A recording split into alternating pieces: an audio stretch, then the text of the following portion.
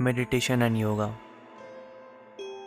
आज के समय में ये बहुत इंपॉर्टेंट रोल प्ले करता है और पूरे वर्ल्ड में ही ये बहुत पॉपुलर हो रहा है, जिसे लोग ब्रीदिंग एक्सरसाइज, योग, मेडिटेशन के नाम से जानते हैं। और हमारे ऋषियों ने हज़ारों साल पहले ये ज्ञान इंसानों को दे दिया है। मेडिटेशन और योगा क्यों इम्पॉर्टेंट है, इसे आप ऐसे समझें। मेडिटेशन यानी ध्यान। आपने सुना होगा बचपन में कि ये इंटेलिजेंट तो बहुत है पर इसका ध्यान नहीं है, या इसका ध्यान बाहर है, या समटाइम्स आप बैठे बैठे कहीं और ही पहुंच जाते होंगे, या अभी भी होता होगा। सो इसका रीज़न ये है कि हमें प्रॉपर नॉलेज नहीं दी गई, क्योंकि जो हमारा एजुकेशन सिस्टम है और जो सोसाइटी है वो इस तरीके से डिज़ाइंड है कि हमें ज़्यादा सोचने नहीं दिया जाता। जो टीचर ने कह दिया या जो बड़े ने कह दिया वो सही है, या जो बुक में है वही सही है। आप अपने थॉट्स उसमें नहीं डाल सकते। जैसे आपको एक बचपन का किस्सा सुनाता हूँ। मेरा जो जोन था वो बचपन से कुछ ऐसा था कि मैं वननेस की फीलिंग में ज़्यादा रहता था, कि ना कुछ अच्छा ना कुछ बुरा। तो एक बार क्या हुआ, मुझे टीचर ने किसी ने पूछा कि मान लो अगर आपके पास 10 एप्पल्स हैं और 5 तुमने अपने दोस्त को दे दिए और 5 खुद रख लिए, तो तुम्हें प्रॉफिट हुआ या लॉस हुआ? तो मेरा जवाब था कि मुझे प्रॉफिट हुआ। सारी क्लास हंसी और टीचर ने मुझे डांटा। वो मुझे कहते कि फ़ायदा कैसे हुआ? मैंने कहा कि दूसरों को बांटना तो अच्छी बात है, तो इसमें फ़ायदा नुकसान की क्या बात है? और क्लास मेरी फिर से हंसी और मुझे बाहर निकाल दिया। वो दिन मुझे ऐसा लगा कि शायद मेरी ही सोच गलत है। फिर जो जो हमें सिखाया गया वैसे वैसे मैं चलता रहा और फिर मैं भटक गया। सो मेडिटेशन एक टूल है जो आपको फिर से ट्रैक पर लाती है, क्योंकि हम काफ़ी सेंसिटिव बीइंग हैं, और ख़ासकर बचपन, उसमें तो जो हैबिट या जो भी आप चीज़ सीख लेंगे वो आपका सच बन जाएगी। पर खैर, अब सबको पकड़ पकड़ कर तो ये सिखा नहीं सकते, क्योंकि ध्यान करना इजी नहीं है। क्योंकि अक्सर लोगों को लगता है कि ध्यान सिर्फ बैठना है, या कहीं पर ध्यान लगाना है, या कहीं जंगलों में जाकर लाइक साधु टाइप बनना है। नहीं, असल में ध्यान ये नहीं है। ध्यान का असली अर्थ जो है वो ये है कि आप जो कुछ भी कर रहे हैं उसे ध्यान से करें, चाहे आप चल ही क्यों ना रहे हो।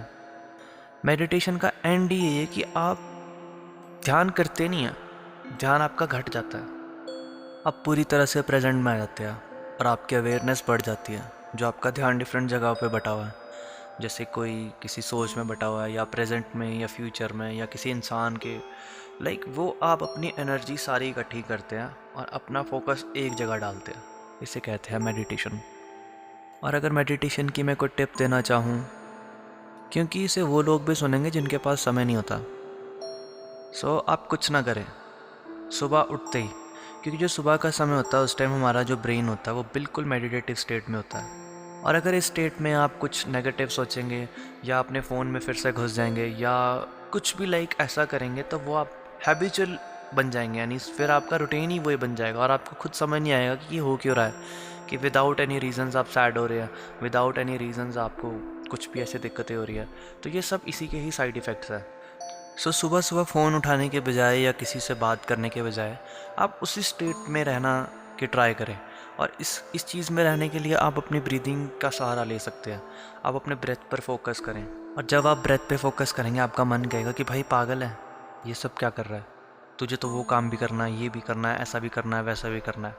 पर अगर आप पलट के देखेंगे, जो भी आपने चीज़ें सोची हैं या कुछ है, उनमें से आई थिंक 0.1% होंगी जो हुई होंगी, बाकी सब कुदरत के अकॉर्डिंग चला है और हुआ सब अच्छा ही है। इसलिए सरेंडर कीजिए, जो होगा अच्छा ही होगा। पर इसका मतलब ये भी नहीं कि आप अपने कर्म से भटक जाएं। आपको काम भी करना है, पर उस थॉट में इतना मत उलझे कि आप खुद ही उलझ जाएं। सो उस उलझन को सुलझाने के लिए आपको बार बार ये प्रैक्टिस करना है कि अपना ध्यान सारा सोच से हटा के अपनी ब्रीदिंग पे लाना है, क्योंकि ब्रीदिंग तो चली हुई है ना। और इसमें आप अपना मंत्र भी ऐड कर सकते हैं। आप किसी भी रिलीजन से हो, आप हिंदू हो, मुस्लिम हो, सिख हो, डजेंट मैटर। हिंदू है तो राम, मुस्लिम है तो अल्लाह, अगर सिख हैं तो वाहेगुरु। आप कुछ भी मंत्र ले सकते हैं, डजेंट मैटर, क्योंकि जहाँ पहुँचना है ना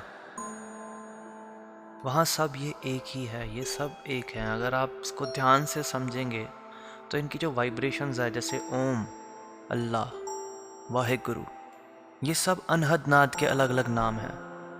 तो आप इनको जितना चैंट करते हैं आप उसी वाइब्रेशन में आ जाते हैं। सो सारा खेल ही वाइब्रेशंस का है। तो जितना जितना आप अपना थॉट्स को ब्रेथ पे लाएंगे उतनी उतनी आपकी अवेयरनेस बढ़ेगी। क्योंकि मेडिटेशन के लिए कोई शांत एरिया की ज़रूरत नहीं है। आप भीड़ में, ऑफिस में, घर पे, सोते वक्त किसी भी समय कर सकते हैं। इसलिए फोकस ऑन योर ब्रेथ एंड जो काम करें उसे प्रॉपर फोकस के साथ करें। मल्टीटास्किंग मत करें, क्योंकि एक समय में इंसान एक ही काम कर सकता है। और जब आप एक काम पे फोकस करेंगे आप पाएंगे आप प्रोडक्टिव हो गए हैं, आपकी नींद बेटर हो गई है और काफ़ी कुछ चीज़ें सुलझ रही हैं। क्योंकि प्रॉब्लम्स तो लाइफ का पार्ट है, ये तो आएंगी, पर जब आप अवेयर होएंगे आप अच्छे से डील कर पाएंगे। So start from today. ओम नमः शिवाय। सिमिलरली योग एंड प्राणायाम अगर आप ज़्यादा नहीं कर पाते 2-3 योग आप पकड़ लें। मैं आपको सजेस्ट करता हूँ लाइक कपालभाति, अनुलोम विलोम, सूर्य नमस्कार, वज्रासन। आप इन 4 से शुरुआत करें और सिर्फ 15 मिनट, जब तक आपका नहाने का पानी गर्म होता है या खाना बन रहा होता है, यानी जो भी आपका मॉर्निंग में रूटीन है उसमें आप ये सिर्फ 15 मिनट ऐड करें और विद इन वीक आप पाएंगे कि आप काफ़ी खुशी महसूस करेंगे, मन में शांति का अनुभव करेंगे। सो मेडिटेशन और योग, जो लोग सोचते हैं कि पर्टिकुलर एज आएगी या समय आएगा, तो आप गलत हैं। आपको जीवन में ही उतारना होगा, बिकॉज हेल्थ इज़ वेल्थ। अगर हेल्थ नहीं होगी तो चाहे आपके पास करोड़ों रुपए हो, उसका कोई फ़ायदा नहीं है। एंड में आता है आपका डाइट में जितना हो सके ग्रीन चीज़ें खाएं, स्पिनिच, ब्रोकली, कैप्सिकम या जो भी सब्जियां हैं उन्हें ज़रूर खाएं। और फ्रूट्स में अपना फ्रूट सैलड ये ज़रूर लें, चाहे ऑफिस में ले जाएं या सुबह खाएं। और अनहेल्दी डाइट से जितना हो सके बचें। जितना पैसा बर्गर, पिज़्ज़ा और पेप्सी इन चीज़ों में उड़ाते हैं, अगर आप इनसे कम से कम भी इन्वेस्ट करेंगे तो आपकी हेल्थ भी सही रहेगी और आपका मूड भी अच्छा रहेगा। ये जो भी मूड की दिक्कत आती है या आपका बेवजह सर दर्द स्टार्ट हो जाता है या कुछ भी लाइक आपको होता है, ये सब जो भी आप ये फिजूल चीज़ खाते हो उसकी वजह से। कहने का मतलब है कि छोड़ना कुछ नहीं है, आपका जो मन करता है। अगर आपका मन कर रहा है कि हाँ फास्ट फूड खाना है तो खा लें, बट डिपेंड ना होए। जितना हो सके आप नेचुरल डाइट पे आएँ, पानी ज़्यादा से ज़्यादा पिएँ। ये था मेरा आज का वीडियो। अगर आपको अच्छा लगा हो तो कमेंट करके ज़रूर बताएं। अगर आपको इस चीज़ से हेल्प मिली हो, मैं आपको और भी ऐसी वीडियोस लाता रहूँगा। Thank you so much. I am your spirit adviser. Har Har Mahadev.